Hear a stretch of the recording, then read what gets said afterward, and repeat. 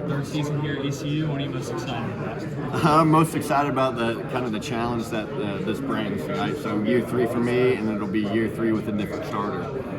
So hadn't really been able to fall back on the comfortability of having a proven guy, and we got to go build that and make that happen. So I'm looking forward to that challenge. Building off of that, obviously losing Desiree Riles and Monte Connor, has there been anyone that stepped up in the program as a leader, or just in general as a place out? Yeah, there's been a handful of guys that have stepped up, and some proven guys. Not in my room, or is Brock.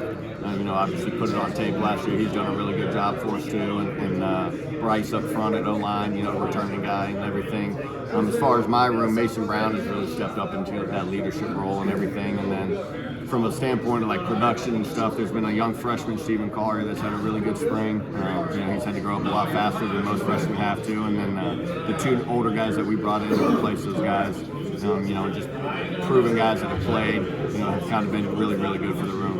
When you said each year brings a different challenge, what would you say the challenge really is this year specifically? I think the challenge this year is going to be with so many new guys, not just some players, but from a staff standpoint, is how well that we can mesh and how well that we can all wrap our heads around this new offense, and then how fast can we get good at it. So that'll be the challenge, in the portal era. How quickly can we get good?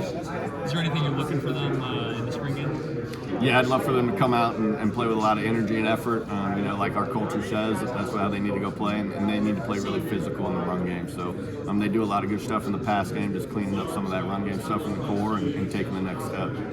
And then for anyone, I doubt many people are watching that don't know football, but if they don't know football, how would you explain how important your tight end position really is? Yeah, that's great. Right? So I think for people that don't know football, I think you don't really know that you don't have a good tight end until it's costing you in the run game, right? And everybody blames the O-line for not running the ball, but they don't understand that there's a good chance it could be that tight end too, right? Obviously, you got to be really good up front, but the tight end is kind of the key piece that can make that go, right? And they got to be able to go do that and do stuff in the pass game, because if they can only run block, then they load the box, and now it makes it complicated as a play caller. So, it makes it a lot more harder to run the ball, and people don't really see the whole ins and outs of all that.